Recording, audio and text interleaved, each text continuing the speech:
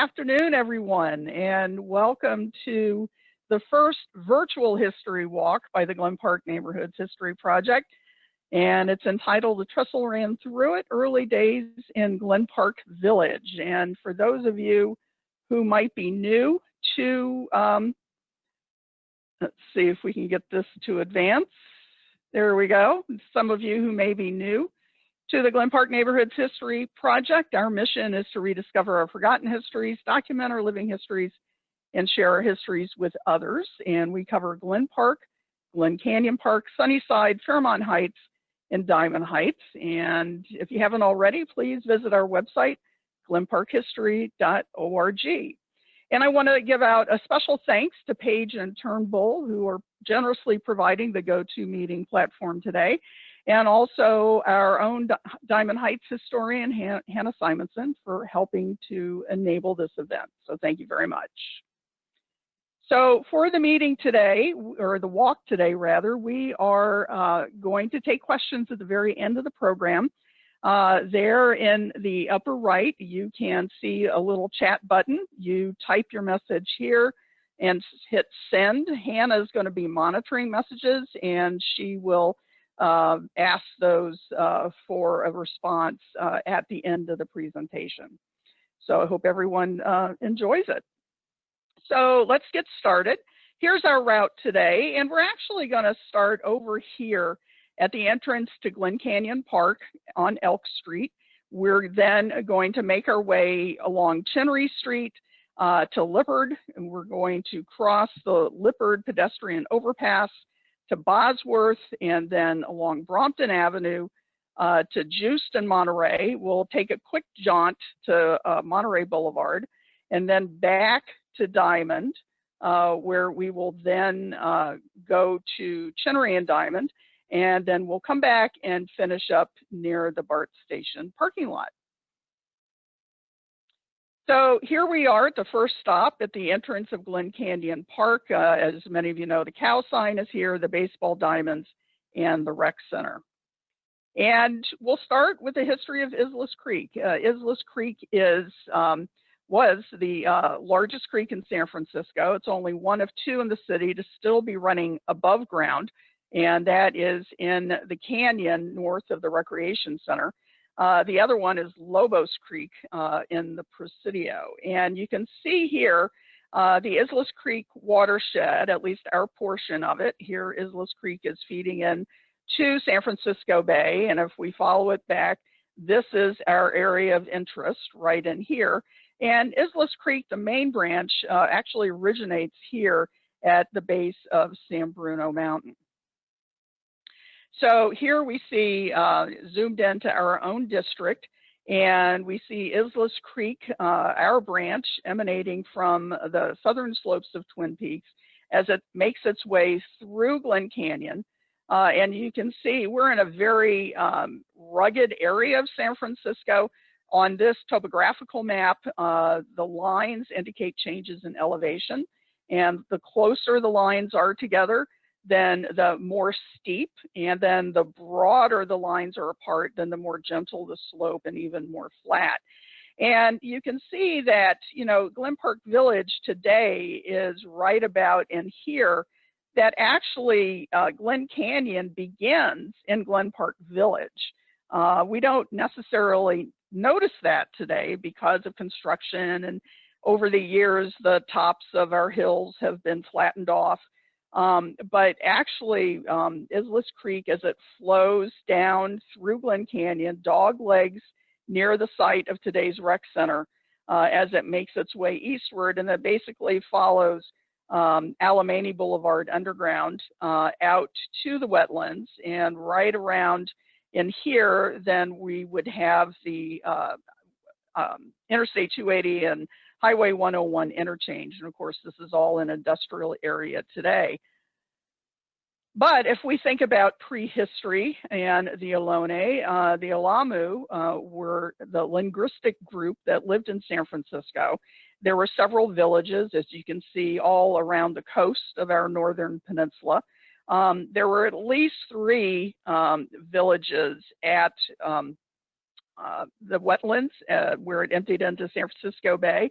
And of course, the Ohlone were hunters and gatherers, had lived here for thousands of years, living off the land, and by following Islais Creek, likely made their way into Glen Canyon in order to hunt and also to gather grasses and seeds and plants and the like for their sustenance.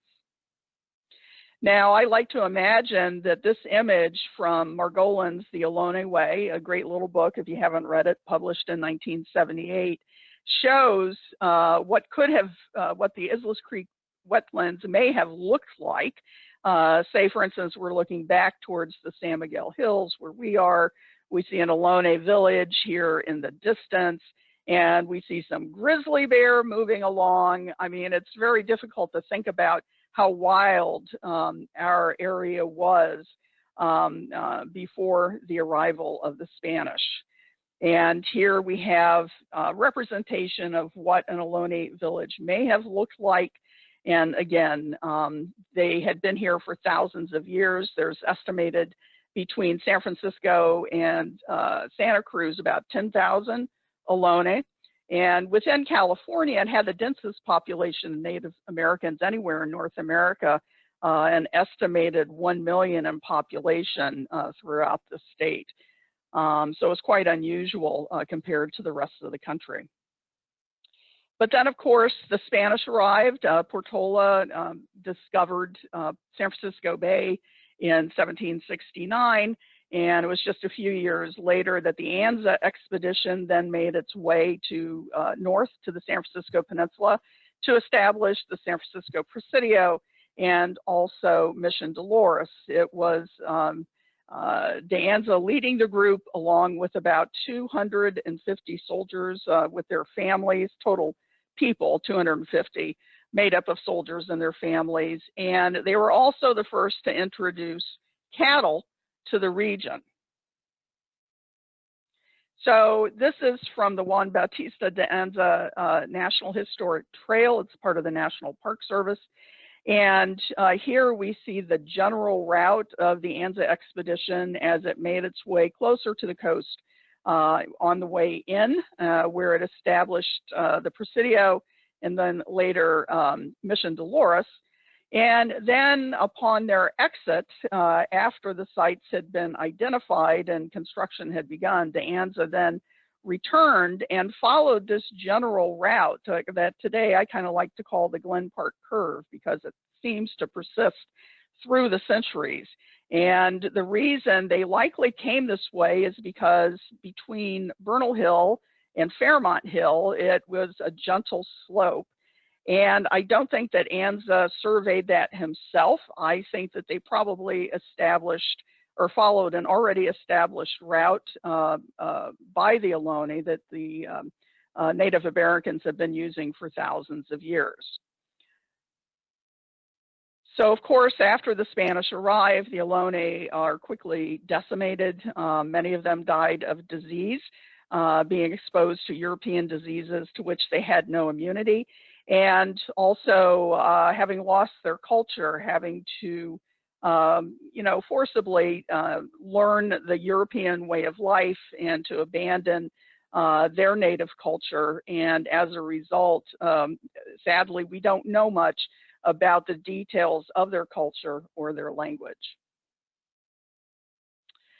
So after the Spanish, then the Mexican period begins, and here we see a map from 1867 highlighting the rancho known as San Miguel. This is the area that was granted by Governor Pio Pico to Jose Noe, 4,443 acres, which you can see kind of in the heart of San Francisco. And I think it's great that the actual rancho itself is shaped somewhat like a heart. And where this is extending from is from about Mount Sutro to the north to just under the San Mateo, today's San Mateo line, and from about Juniper Serra to the west to San Jose Avenue on the east. And of course, our district is right here on the east side of Rancho San Miguel. Now, in 1856, in the American period, Jose Noe is ready to sell off his lands. So here we see an outline of the Rancho San Miguel, and we're going to zoom into this spot right here. And a couple of details that I want to call out. Here we see a notation of the San Jose Road used in 1850 to 52. Now, of course, with the gold rush and the boom in San Francisco starting in 1849, I think we can assume that this is probably the original route of what would become the El Camino Real. And then there was a newer road built apparently after 1852, but all converge here in this dog leg that crosses Islais Creek. We see a large rock nearby. And there seem to be several routes through the district, likely having to navigate not only Islais Creek, but there was also a creek coming down Diamond Hill, Gold Mine Hill. And so depending on the season and because of the size of Islais Creek, there were probably times that different routes needed to be taken in order to negotiate the creek itself. So we get a little bit better look in 1860 on this map for the Islais Rocks Ranch that was being offered by auctioneers Cobb and Sinton.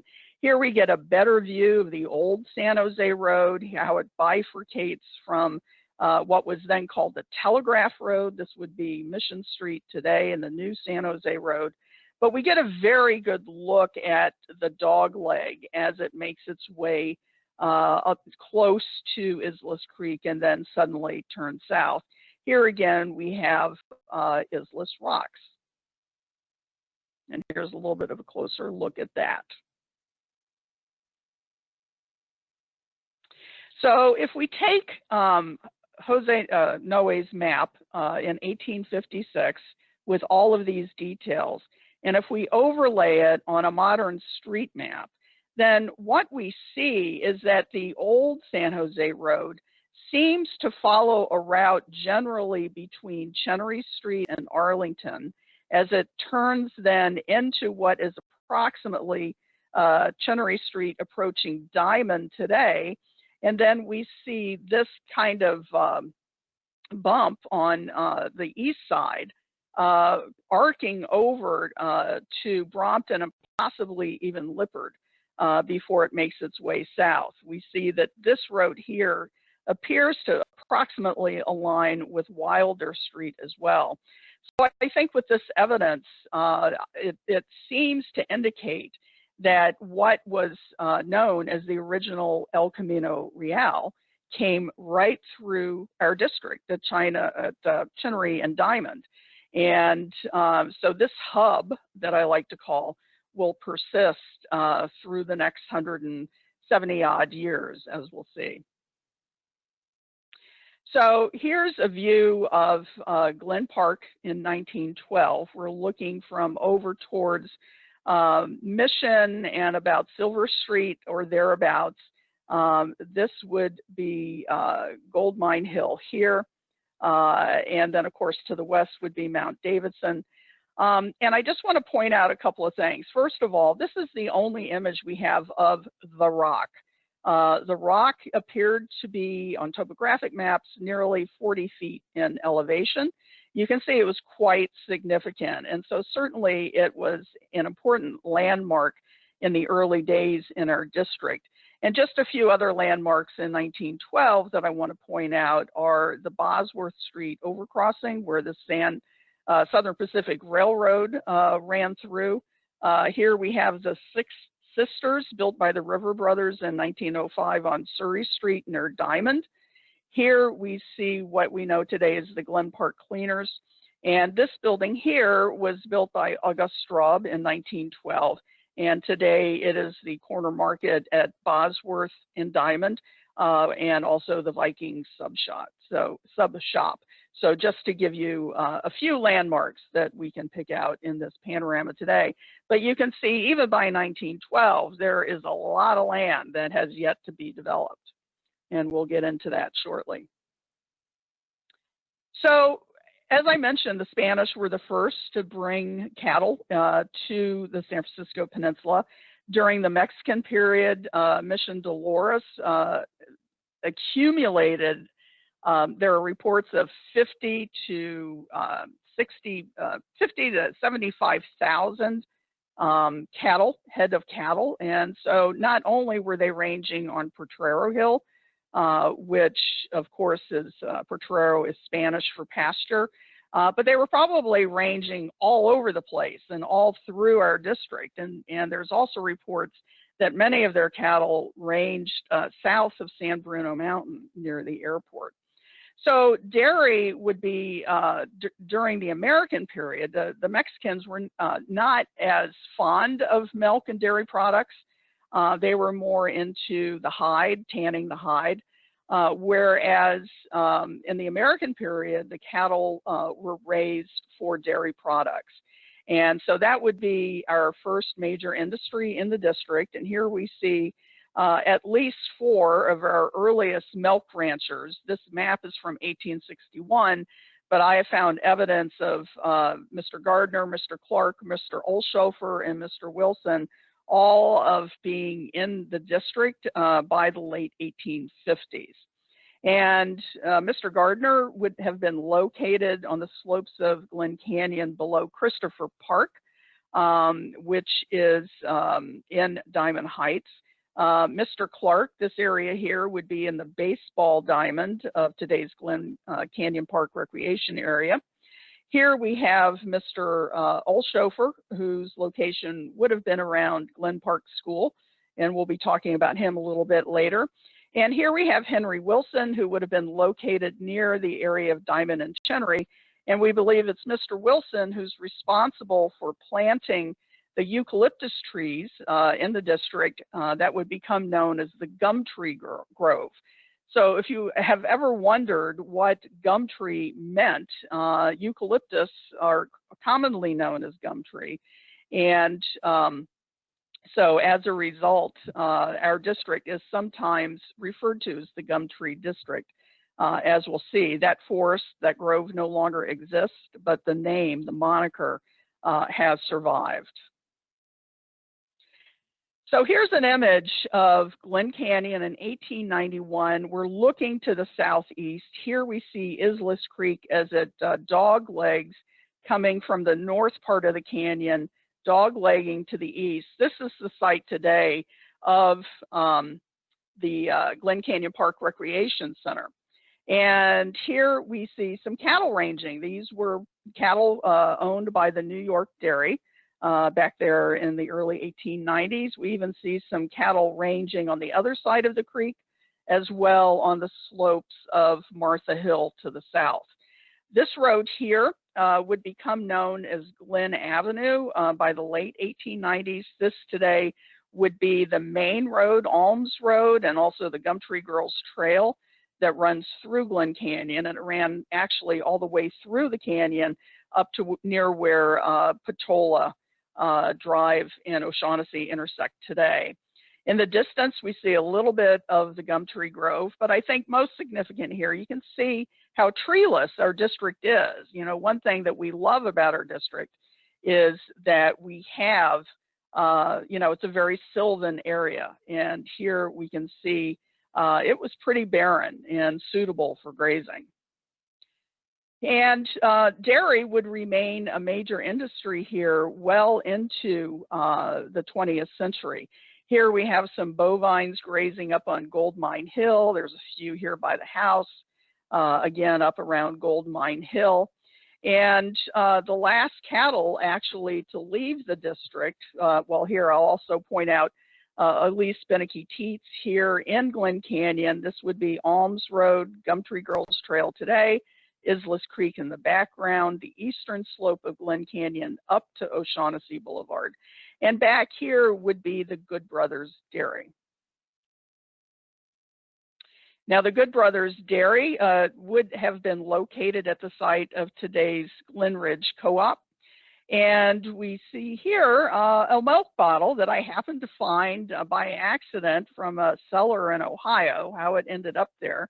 But here we have embossed on this very large and heavy glass, Good Brothers Dairy Company, 30th and Glen Avenue. Now, as I mentioned, Glen Avenue is running through Glen Park right here. This image is from 1938. Here we have a Shaughnessy Boulevard still under construction. And 30th Street, we can note by this line of trees that were planted to show the extension of 30th Street from over in the Mission, over Fairmont and Gold Mine Hills to the west. And this grove of trees is still quite visible today. And we can basically indicate where we are on a map in terms of the 30th Street line by these trees. So the Good Brothers remained in the canyon. The last evidence I see of them is until about 1920. But cattle would continue to roam in Glen Canyon until about 1940. And the last cattle were owned by George Christopher, who would be mayor of San Francisco in late 50s and early 1960s. He is responsible for bringing the baseball giants to San Francisco from New York. And he was also mayor during redevelopment of Diamond Heights. Now, interestingly, Ronald Reagan had his favorite jelly bean, but he also had his favorite milk. And his favorite milk, according to him, was from Christopher Dairy. So some of that milk coming from Glen Canyon.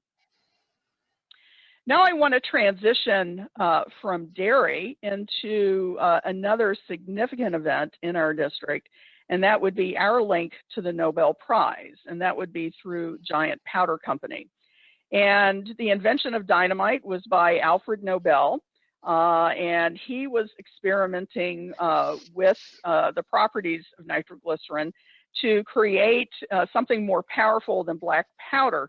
During the Industrial Revolution, black powder just wasn't doing the job. And so with the feeling that, we wanted to conquer nature, so to speak, he wanted to find a more powerful substance. And he found that oil of nitroglycerin actually did provide that explosive power, 5 times more powerful than black powder. So through an association in San Francisco, Julius Bandmann, who was a merchant, he had a brother in Paris who was an associate of Nobel. Nobel leased his invention, dynamite, to Bandmann, who then turned to L.L. Robinson, we see here on the right, who at the time, he and F.L.A. Pioche, a merchant, owned Rancho San Miguel. And so Bandmann leased 2 acres from Robinson, who had already made a name for himself as being part of the first railroad in California between Sacramento and Folsom, and even the first engine that ran on a railroad in California was named for him. So fairly significant personage. So on the site of today's Glen Canyon Park, this is a very grainy image from 1927 that I believe is showing what we would call the grassy area north of the rec center today as being the location of the Giant Powder Works, where dynamite was made, the first dynamite factory in the United States. And that area would be in the area of the ballpark and the rec center today. And based on reports in newspapers following an explosion at the powder works in 1869, we can estimate the location of the entire property. It had 7 structures. Of course, Islais Creek would be running through. And everything was made on site. The manufactories where the oil of nitroglycerin was made. It was then combined with a silica-based clay, which was actually the innovation of dynamite. It stabilized the oil of nitroglycerin from spontaneous explosion. They had a packing house where they would pack the cartridges and then let them dry. There was a barn. There was a cottage where the chemist, assistant chemist, and a teamster lived. There was what was called a shanty, where 6 to 8 Chinese workers lived, and then a storage area called an elevator. Now, as I mentioned, this ran from March of 1868 to November of 1869 without issue until that explosion. A fire started in the manufactory. Sadly, the chemist and teamster were killed. The assistant chemist survived. And the Chinese workers were reportedly seriously injured, but we're still trying to figure out their outcomes. So eventually, all of the powder companies in San Francisco would move to the East Bay, but Giant Powder Works was the first dynamite factory in the United States, and because of the association with Nobel, who accumulated vast wealth because of this, we then used that wealth upon his death to establish the Nobel Prize, then we can say that GlenPark does have a link to the most prestigious prize in the world. A couple of years ago, the GlenPark Neighborhoods History Project placed a plaque with San Francisco Park and Rec and Native Sons of the Golden West commemorating the site. It had been a historic landmark for about 26 years, established by through the work of Miss Jean Cordham, but there had never been a plaque. So as you enter Glen Canyon Park, that's one of the first things you'll see. So then we finally come to the end of the 19th century when we finally see the first use of GlenPark. And this is when the GlenPark Company was incorporated, and its specific mission was to conduct parks, museums, and zoological gardens, and to have a public resort and entertainment. We see that McNeil's brothers are in charge. However, the man behind this was Archibald S. Baldwin, a realtor with Baldwin and Howe, and he had a plan to sell home lots in what he would call GlenPark Terrace. They would begin, he would auction those off in 1899, and given that this location was kind of out, way out there in the outside lands, he felt that there needed to be an enticement to bring people out to see his home lots. And so he thought a zoo would be a good idea. So this was the proposal, originally called Mission Park and Zoological Garden. He tried to sell it to the city. However, the city rejected it and several other pieces of property in the city for a potential zoo. But Baldwin was not deterred, and he went ahead and developed the property. Here we see a survey map that was ordered by Baldwin himself. And we see Islais Creek running through. Here's the dog leg where today's rec center would be. This would be Martha Hill down here. The area up here would be Gold Mine Hill. This is the north end of Glen Canyon. And we see here Glen Avenue, which is today's Chenery Street. And we see where today's Surrey Street comes in, just as it does today. And this would be the area of GlenPark Terrace that Baldwin wanted to auction off. And so folks would get off the electric railway at Diamond and Chenery and would have to walk past the home lots in order to get into the pleasuring grounds. Now, this event was so popular that every Sunday, anywhere between 8,000 to 15,000 people would show up. Here we see what is today the baseball area of Glen Canyon Park. This is the Glen Park auditorium, where about the site of today's rec center, where they would have shows inside. They had an amphitheater.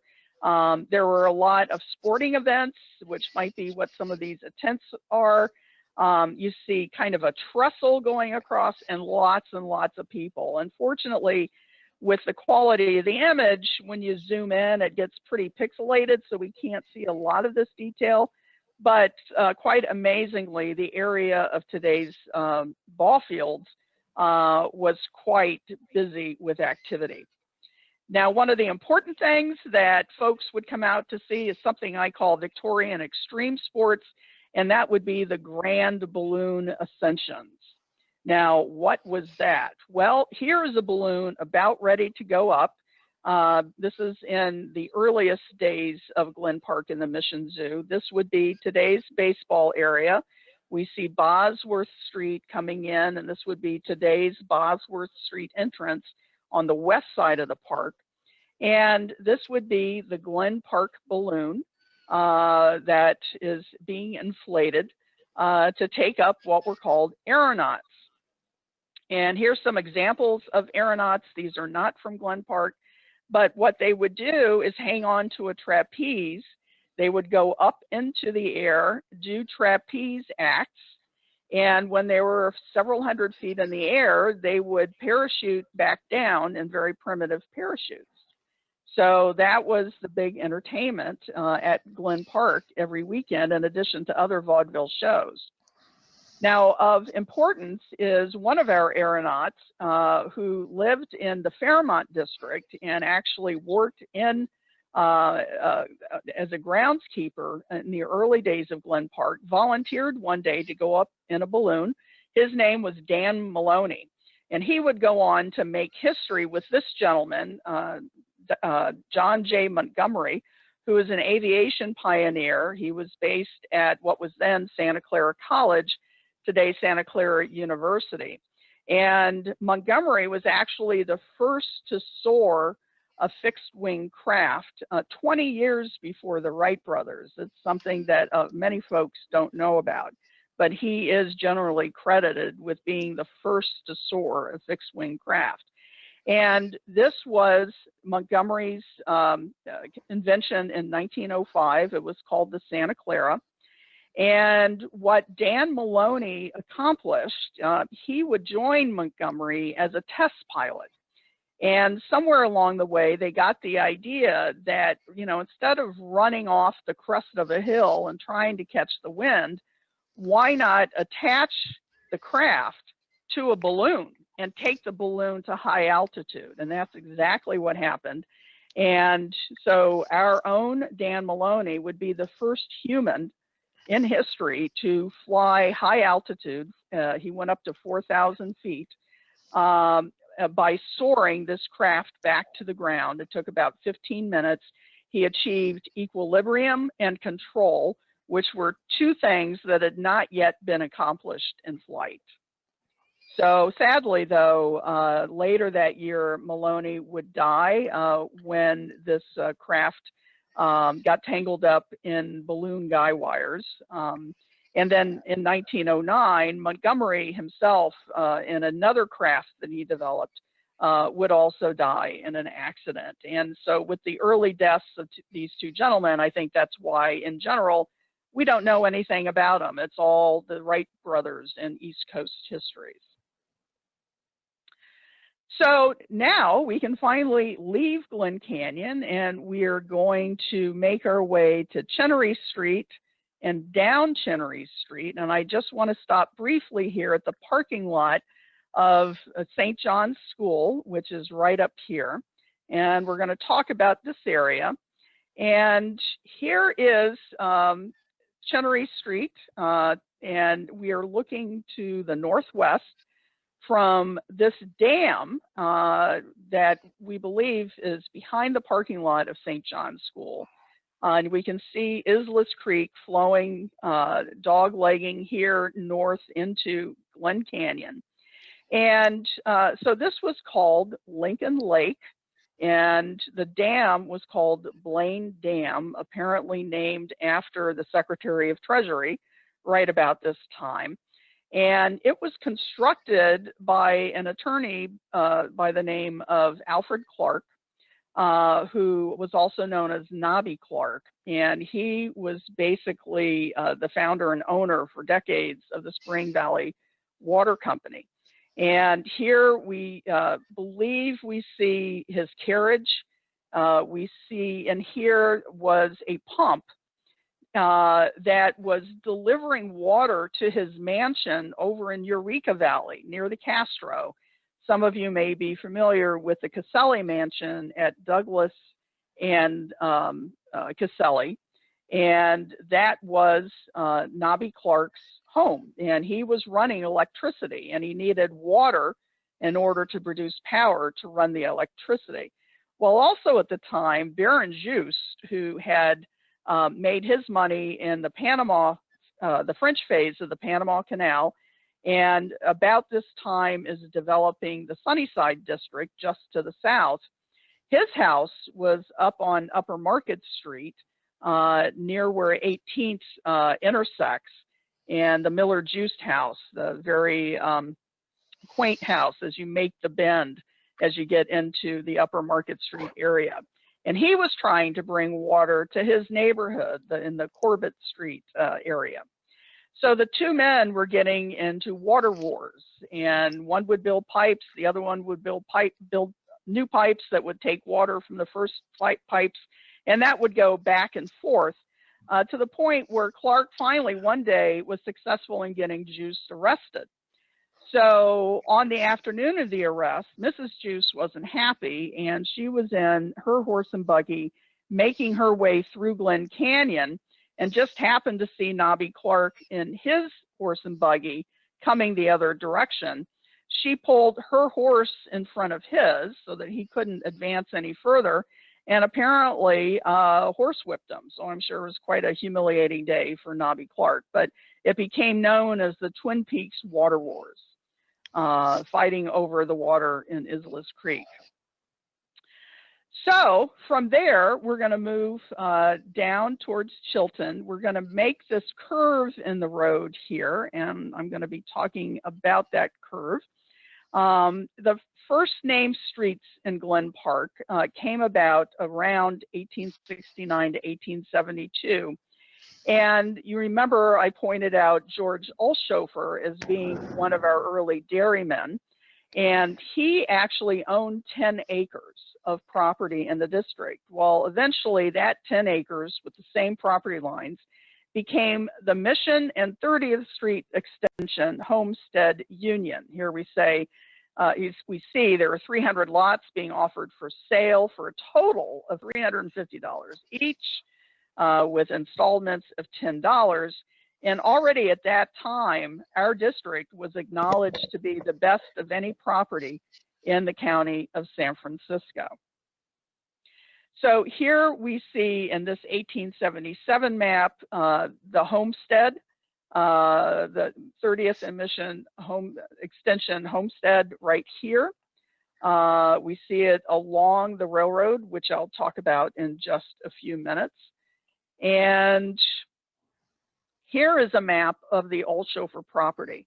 So on Sun Maps, we do see the outline of his property, and this is exactly the same. We see what was then called the San Francisco-San Jose Railroad. We see Berkshire Street, and I'll go to the next map just to show what everything is today. At this location, there was no entry to Bosworth Street on the other side, so that's why Bosworth was not noted on this map, and why Berkshire, that today is Bosworth, once that viaduct was built and passage could occur, then it became Bosworth Street. But we see that the original names of Diamond was Croton, Brompton was Fulton, Lippard was Park, Chilton was Clinton, Hamilton was Hamilton, and Burnside was Kingston. I believe those are all towns in New York State. But we also see the bend in the road. And so that bend that I just showed on Chenery Street on the Google map as we were making our way to the location is actually an artifact of George Olshofer's original property line. So I like to call that the Olshofer curve. But here by 1872, these are the first named streets in Glen Park. And here we see today Chenery Street and the Olshofer curve.